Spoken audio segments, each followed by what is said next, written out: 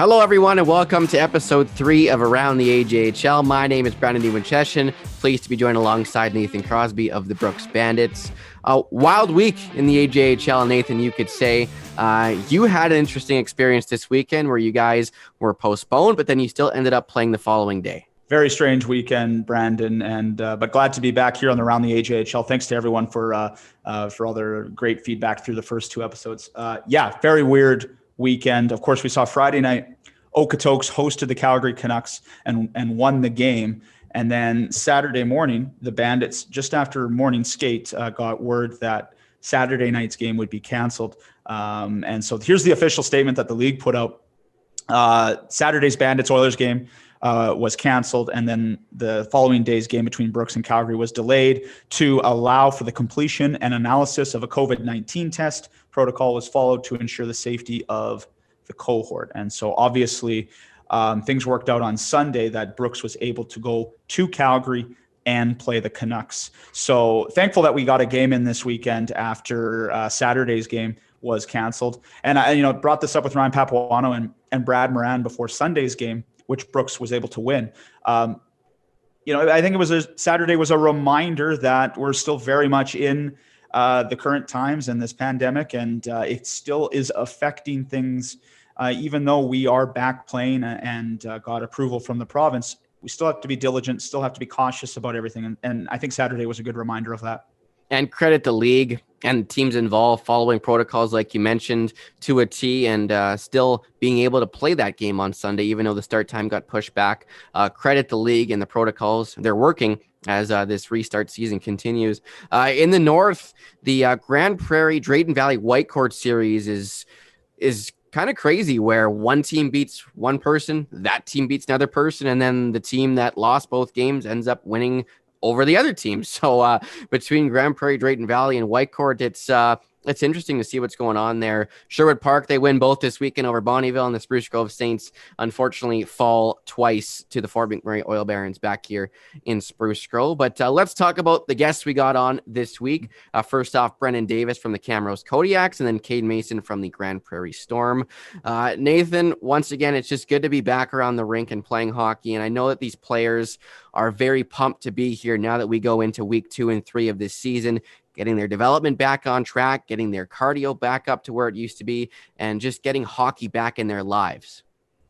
Absolutely. And just a couple things that stood out to me about the weekend. You're absolutely right about that cohort of GP, Drayton, and Whitecourt parity. I mean, it's a great division so far because no one is running away with it.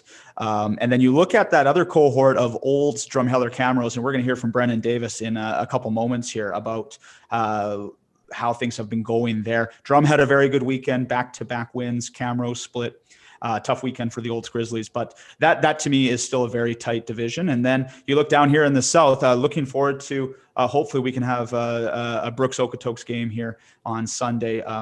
Just going off what happened last week, and we just have to be cautious and make sure that all the I's are dotted and T's are crossed. I think that's the saying before we head into the weekend. But looking forward to a good battle between those two teams. And I've been very impressed with the level of play here in this return to play in what has been a very strange year, Brandon. Yes, it has. But grateful to still be playing and continuing here into week number 3 now of the AJHL restart season. We'll now head to Brennan Davis from the Camrose Kodiaks. Our first guest this week is defenseman for the Camrose Kodiaks, Brennan Davis, who's joining us now. Brennan, it's great to talk to you. How are things? They're good. They're as good as they can be during these times, obviously, but I'm happy to be here. So thanks for having me. Brennan, what are you able to do right now? Are you still able to go around the rink and train off the ice, a little bit of skating, maybe not with the group, but what are you able to do right now? Yeah, it's been very weird. We kind of just been taking it day by day. We have workouts that we do through Zoom with our team, and then also since that we've been back at the rink, we've been able to go in small groups to our gym at the rink there, which we're very, very thankful to have. And then also been practicing when we can as a group as well. So we've been pretty fortunate so far, but again, just taking it day by day and not getting ahead of ourselves. Brennan, we're waiting for you to get back into the lineup. So you've been able to watch the team right now from the sidelines. What have you noticed about the way the team has come out here in this return to play? We've been good. We're very young. We don't have many 20-year-olds that are playing other than Griffin Bowerman, our goalie. So we're definitely building towards a future, and I feel that the guys that we do have playing have a very bright future wherever they go and their careers. But yeah, it's been a strange year for, I'm sure, both of you guys as well. But the AJ's making the best out of a kind of crappy situation. But yeah. You mentioned Zoom earlier. What was the conversations like with your coaches or fellow players throughout this break? Were you guys on Zoom calls? Were you guys still engaging in group chats? Were you staying connected as much as you could as a team, despite not being able to be together? Yeah, when things got shut down there, everybody went home, and everybody kept in contact, which was good. We have a close group. And then after we kind of realized it might be a little longer than we expected, Boris and Clayton kind of reached out to us and said, hey, like, especially to the leaders, he said, what do you guys want to do? And he kind of left it up to us. And we started just talking with the guys and saying like, hey, we got to be like held accountable here. You got to make sure we're working out and stuff. So the guys were doing a cardio workout on Zoom with our hockey team, and then also weights by themselves when they can, and trying to stay in best shape as possible no matter what.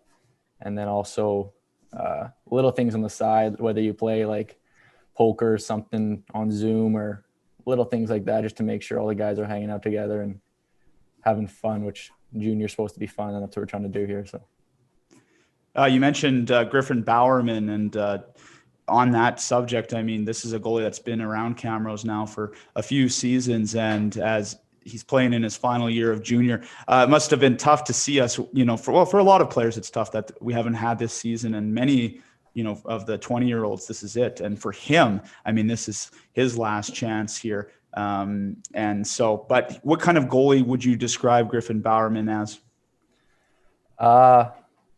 Athletic. Everything he does is whatever sport it is. It's not just being a goalie. He's always been a very athletic person. He's probably one of the hardest working guys I know.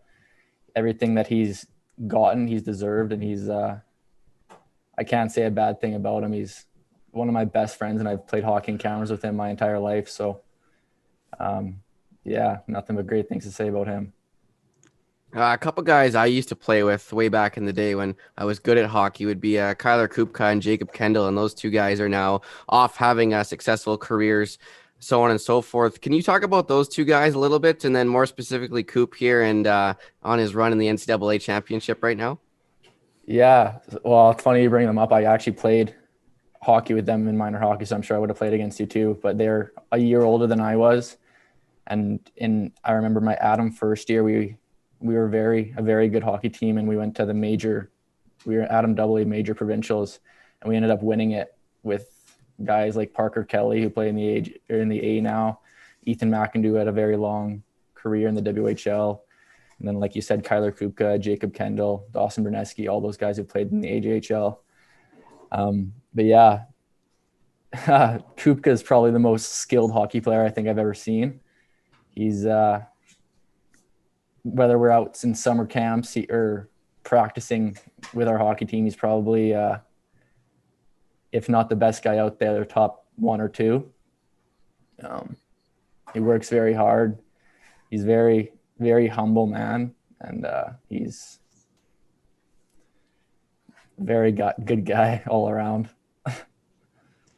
Well, you guys were playing hockey much sooner than I, so the old man Crosby here will ask a question. But Brennan, you look at your path to the Camrose Kodiaks. Obviously, as you mentioned, you're playing for your hometown team, but you went off to OHA Edmonton. Describe your experience there and how they helped you. That was very good for my development in hockey. It was a new team to that league, but you're on the ice every day and you're working out, and it's very strict scheduling just to benefit your player. And then you also learn time management skills by practicing early in the morning, going for lunch as a team, going to school after, and then working out after school. So you're always together as kind of a group, and you're always doing something which benefits you. So it was hard for sure when I just turned 15 and I moved away from home, and it was tough on my family for sure, but it was beneficial. And OHA, there's a lot of very great players that have came out of there, like Cade and Gooley. He practiced with us. He's a couple of years younger than I was when I was there. And then obviously Corson Coolmans, who's on Brooks now, and he's going to get drafted pretty high here. So there's been a lot of good hockey players come through there, and I'm sure there'll be a lot more. So as this season continues, the AJHL is hoping to play hockey for a few more months. Do you see yourself returning to the lineup here and get some more gameplay in? Yeah, that's the plan. Obviously, everybody wants to play, and I don't want to, especially as my last year junior hockey, I don't want to go out on this note. So, yeah, that's the plan. I'm going to talk with some people here and then take it day by day, and then hopefully I'll be back on the ice with the guys sooner rather than later. Well, you guys are in a really good cohort with Olds and Drumheller. It seems like all the games have been very tight so far. So it's been a lot of fun to watch the results come in from there. And then who knows, maybe in a couple of weeks, if they shift things around, we might have another Brooks Camrose series on the way. But Brennan, really appreciate you taking the time this morning to talk to us, and hope to see you back on the ice soon. Thank you. I appreciate it, guys. That's Brennan Davis from the Camrose Kodiaks joining us on Around the AJHL. As Around the AJHL continues, we are now joined by Cade Mason of the Grande Prairie Storm. Cade, really appreciate you taking the time here this morning. Yeah, thank you for having me. So let's start with this season. You're off to a red-hot start right now. You sit second in the AJHL in points with 11. What's working so well for yourself? Honestly, it's a team effort. Like, everyone's just buying into the system, and the power play's gelling right now, and things are just working out. Cade, I'm looking at this Grande Prairie team, and you guys are out to a decent start since coming back. A couple wins over Drayton Valley. What have you noticed about the type of team you have? How would you describe it? Yeah, we have a hardworking team. Like, we have a lot of energy, and I feel like we're a pretty hard team to play against, and our special team good too. Cade, you guys get a new coach for this season. Mike Vandekamp comes in as the head coach and GM of the club. What have you seen from him so far, and what's he brought to the table as the new head coach of the Grande Prairie Storm? Honestly, just accountability and a winning culture that, you got to come to work every day, and it's a completely new culture here, and, he's been awesome. Cade, the cohort you're in, it seems like a pretty tight cohort with yourselves, Whitecourt, Drayton Valley, and we're seeing, some splits there in these games. Is it as competitive as it looks from the outside from your point of view with these other teams? Yeah, for sure. Like, you can never take a night off with these two teams. They both work hard, and, they're hard to play against, and it's a battle every night. Let's touch on your uncle real quick. Of course, for those of you that don't know, Chris Mason, uncle of Cade Mason, played a long career as a pro goaltender. What are some things that he's taught you over the years, and do you often reach out to him for advice here and there? Yeah, we talk probably once or twice a week, just talking about hockey, or just tips that he can give me about, coming to work every day and being a pro. And whenever I'm down, I can talk to him, or, he's always there to congratulate me as well. Cade, speaking of people that have had a big influence on you and have helped you get to this point, we got to talk about the Red Deer Chiefs and playing for them. That's been an excellent AAA program in this province. How did playing for Red Deer help you as a hockey player and get you to the AJ? Well, I think the coaches there really make the transition to junior pretty simple, because, we have a pretty tight ship there, and, you have to come to work every day for sure for Coach Quinn.